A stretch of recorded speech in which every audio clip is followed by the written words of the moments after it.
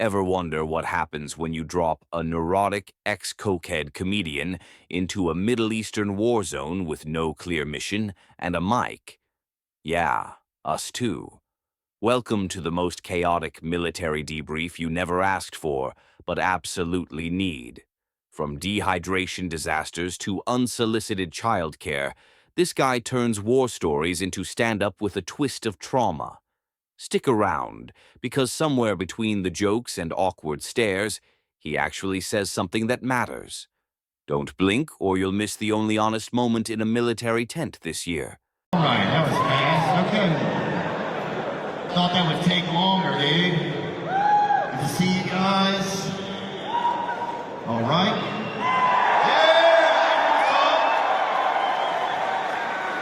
Yeah, nice to be here. Sorry, I'm very nervous. I don't know what's that. I feel like I feel guilty of something.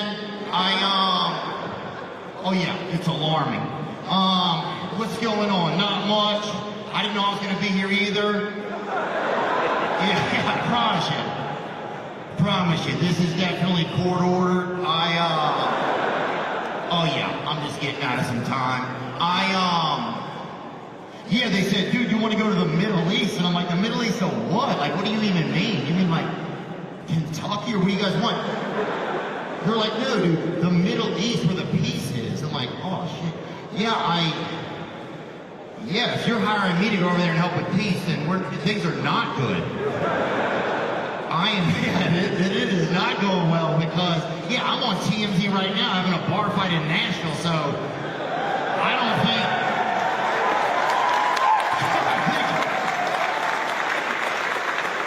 You guys caught me on a tough week for peace, man. They're like, no, dude, we want you over there, or we want you to be over there, we want you to come over and talk about peace and being in the Middle East. So, yeah, here I am, and what's going on, dude? Not much, man. Yeah, most of you guys have never seen me walk before, actually, so you guys can't. Dude, these are bulletproof. I'm like, what am I doing up here? Yeah, don't shoot. I don't even know who this team we're on. Crazy. I'm like, how many sides are on this base? It's a big game of clue. Yeah, but no, I'm happy to be here, man. They said to come on over, so I said, okay, dude, let's do it, you know? I was just in New York when I got the call. People are so mean in New York, man. I said hello to a guy. He said no. All right, dude, okay, that checks out. And yeah, so I came over here and I'm trying to think I had a big plan of how to start this whole thing and I just can't remember the beginning part. But I'll pick it up. So, yeah, so anyway, here I am, sorry guys. Here I am and yeah, shoot. Yeah, I can't.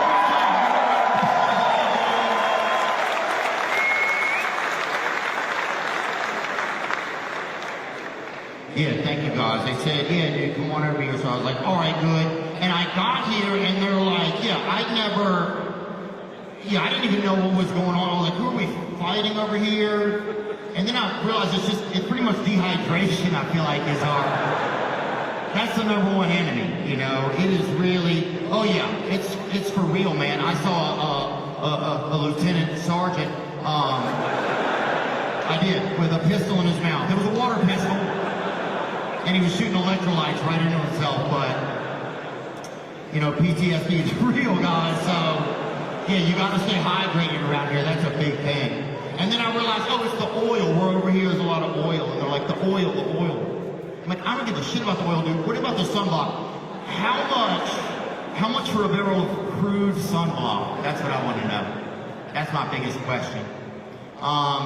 Speaking of sunblock, one of the most famous suntans in the world is here today, Donald Trump. So, oh yeah, that dude's got the best one. Hell yeah. Oh, he's got a tone of his own, man. That guy, he sunbathes at a Sherwin-Williams, dude. They tried to impeach him. He's like, impeach? I'm peach. What are you gonna do about it? So, and if he hates those jokes, Tony Hinchcliffe wrote them, so what are you gonna do about it? But no, I'm happy to be here in Qatar, you know. So this better go well. They just bought Trump a $400 million plane. Yeah. They're not even paying for my Uber back to my hotel, dude. So that's a little bit nerve-wracking. No, I like Qatar. They say there's no crime here. And I'm like, yeah, well, of course there isn't, right? There's no crime, right? No crime. It's also because you can't even tell who did it. They're like, who did the crime? Like, the guy in the white, he's wearing the white, they're like a white guy. You're like, no, not a white guy. Just like a raisin in the sun, you know, just like a, they're like, was his name Muhammad? You're like, yeah, it was. That's the guy. That's the guy who did it, you know? It's like a Ku Klux Klansman. That's the guy who did it, right? I thought that was kind of funny. Okay, thank you. Okay, don't shoot. Don't shoot. Yeah, dude, I get here and the first thing they're like, you can't be gay here. I'm like, I'm not what? I'm not in plan on it. I'm not gay in my own country. I'm not gonna fly across the whole world just to be gay, you know. I'm not in the Navy. So.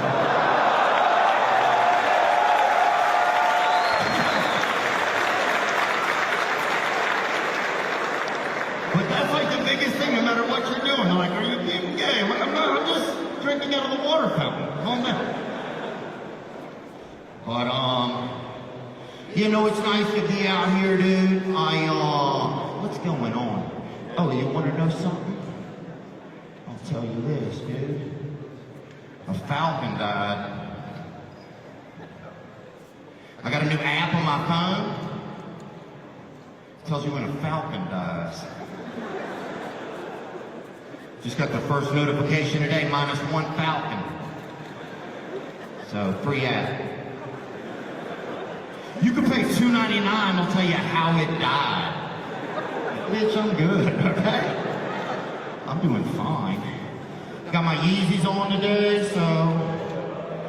Okay, they're not part of the uniform. I like them. I like Kanye's shoes. He kind of got crazy, you know? He went a little crazy. He would have never said a lot of that stuff if he didn't say to these Yeezys. They're too comfortable, you know? You can't say nothing negative in these things, man. I'm always relaxing. I call jobs I don't even have and tell them I ain't showing up. I'll put these things on. I'm like, I can't make it. They're like, who are you? I'm like, who are you? Not coming in. What else is happening, dude? Not much. What have I been doing? Thinking about getting married, I guess. Can you be married on base or not? You can? Okay. One person, all right. Yeah, I think I guess, I don't know. I gotta get married at some point. Yeah, I'm already pissed at my wife. I haven't met her yet, but the second I get a hold of her, she's gonna hear it from me. I have like 200 notes in my phone. The second I meet her, I'm sending them all to her. I'm already pissed. I can't wait to get a divorce. I met a girl in Nashville, Tennessee. That's where I live at. So yeah, it's good. Thanks. One person's been there. I've never performed in like different directions, and I don't think these guys did not like me, but I don't blame you guys. Thank you for having me. I really do feel lucky to be here. I'm just a little bit scared, but what was I talking about? Were you paying attention? Oh yeah, I gotta get freaking married, man. I'm not excited though. I will tell you this story. So I met a girl in Nashville, right? I was there, I've been there for about 3 weeks. And I met a girl one night, and she wanted me to stay at her house that night. For sex, right? For sex, I'll tell you. Yeah, for sex, yeah. Some people have had sex, it's okay. It's not a problem. Yeah, and I did. I stayed over there. And in the morning, she wakes up and she's kind of like frantic, right? She's like, oh my God. She's like, it's like 9 a.m. She's like, will you give my son a ride to school for me? And I'm like, your son? I'm a kid, you know? So fast forward like 10 minutes later, she has a son who's Tanner, right? He's like a regular kid. He's probably, I big a kid. Like if he's standing on this stool, he's probably that big. So how old is that? Probably 4. No, probably 7, right? Anyway, fast forward about 10 minutes, I'm driving this kid to school, okay? I'm driving this kid to school. It's like a half-hour drive. I'm driving to school. We pull up at his school. He's like, hey, man. I said, have a good day. He's like, you have to sign me in, silly.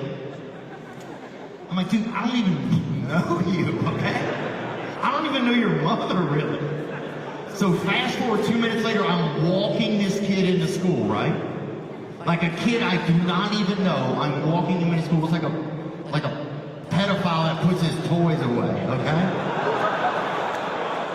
We get into school, the assistant principal comes from behind like the bulletproof glass or whatever, and he's like, hey Theo, man, I'm a big fan, I'll listen to your podcast sometimes. He's like, can we take a photo? And I'm like, yeah, and we're taking a picture, and he goes, man, Tanner's such a great kid. And I'm like, who's Tanner? And it was the kid that I brought in there, so, okay, this is going tougher than I thought. That's okay. We're here, man. We're going to get through this. What else can we talk about? Oh, where do you think the next 9/11 should happen, right? Okay, now I got your attention. Look, I know that you guys are the ones who are here to stop it, and I respect that, right? But every now and then, one might fall through the cracks. So, you have to really start thinking, where would it be, right? What's a good place for it, you know? And of course, there's a couple places you can just rattle off the top of your head, like yes, yes, yes, Gary, Indiana, yes, right? Right, that guy, yeah. So, but that's not going to get it done, dude, because you have to think about who you're going to need. You're going to need help. If you have a 9/11, you're going to need help, right? You're going to need police officers, right? You're going to need firemen, firewomen, if they have them. Yeah, lesbians that hate fire, you're going to need them. Anybody who has to shave right here and carry water in their purse, you're going to need them to help out. So I've been thinking about it, man. I've been charting it out, and I kind of think New York City again, right? Okay, hear me out, hear me out. Just because you don't want somebody that's their first 9/11. You want somebody who's been through a 9/11, right? You want somebody who knows how to 9, who knows how to 11, right? Oh, where are you going to have it? Grand Rapids, Michigan, dude? 2 people will die, dude. People will hate it. People will walk out of your 9/11, dude. So, okay. All right, still doing bad. That's okay, guys. That's okay. What else can we talk about? I don't know. What do you feel like? So where are you from, bro? Let's get into that, all right? Yeah. You're from Michigan. How is it? Good? Better than this show. Okay, that's a good answer. I feel you. I feel you, dude. I'm from Louisiana, man. It's an okay place. Yeah? It's pretty chill. They just busted a dude in my hometown there with a 30-pound bag of hamster bones on him, actually. So, they got him. How many hamsters do you think that is, if you had to guess, somebody? 30 pounds of HBs. 2? Yeah, at least 2. 30 pounds of hamster bone. Now you gotta think, if they had 30 pounds of hamster bone, 2 hamsters. You got Galapagos hamsters? You got those rideable hamsters, huh?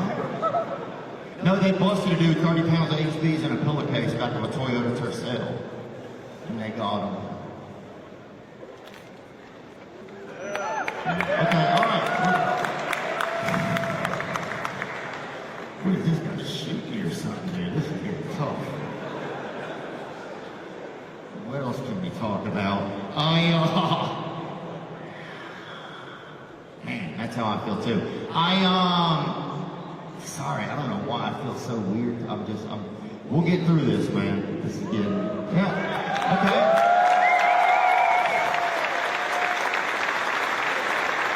I came over here to support you guys. This is the worst.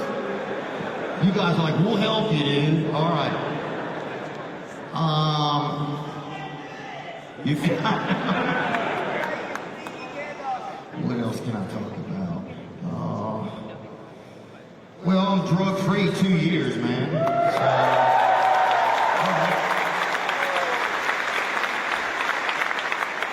You guys allowed to do drugs in the military? No, huh? That's good. That's a good answer, yeah. Yeah, I'm 2 years sober off of cocaine, so that's pretty good, man. Yeah, I liked cocaine. I liked it, man. Happy to enjoy it. Yeah, some people are like, do you like it? I'm like, yeah, it's me. You know, I've done it a decent amount. I've done cocaine off of a baby's back as well, so not proud of myself, but welcome to Michigan, dude. Yeah, and it wasn't my baby. I don't have a baby. My friend Richard had a baby, right? And I didn't think he had a baby, and one night we're partying somewhere, we're doing some cocaine, and he's like, dude, I gotta get home to my baby. And I was like, you have a baby? He's like, yeah, dude. So we go upstairs in his house, right? And we go in a room, and he had a real baby in there, like a real baby from like Christmas or whatever, you know?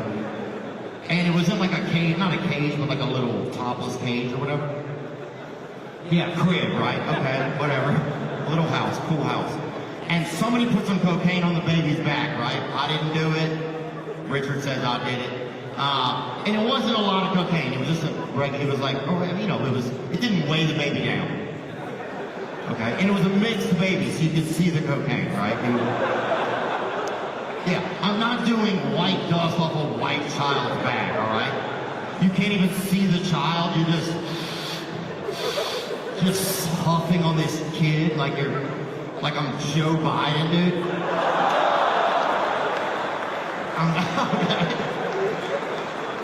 Anyway, so this is how the game worked. You would do like your share of the cocaine off the kid's back, and then you had to get out of the room. And if the kid didn't move his eyes, you got 1 point for your side, right? So it's 1-1, right? I hit a ripper off this little shit wizard, right? I mean, I hurt my neck doing it. I mean, this kid will never have scoliosis, right? This kid will be in the Nutcracker Suite every year. I hit a ripper off this kid. I'm backpedaling out of the room. Bam, run into Richard's wife, Lauren, who's been a bitch at student council. She calls the police. Richard goes to jail, dude. And I left. I barely even knew him, so. Anyway, all right. God, this is going way better in my imagination earlier. What else? Anybody who's ever in special ed? Let's hear it, huh? Oh, dude. That's way more than I thought. Yeah, I didn't say special forces, guys. I got put into special ed, learning disabled, I think they called it back in the day, you know. And I remember the first day of school when I got there, they gave you a little piece of paper and it said on it, P104. And that meant portable 104. They had these little outlier buildings outside of the schoolhouse. And it was just like these little forward operating bases out in like, just outside of the main school, you know. It was got an uninsured area, you know. And I got to the door of it, it said on it, learning disabled, you know. And they had, it was who it said it was on the door. They had gingers in there, Spicy's, Devil's Candles, they called them back then. They had twins. I don't believe in twins. You can do whatever you want, but I don't need two of the same person. Yeah, why don't you guys go in the woods, figure out who the real one is, send that guy back out, okay? Because I'm sick of talking to Sean and Matt. They had twins. They had gingers. They had asthmatics, right? Air pussies, they called them, you know?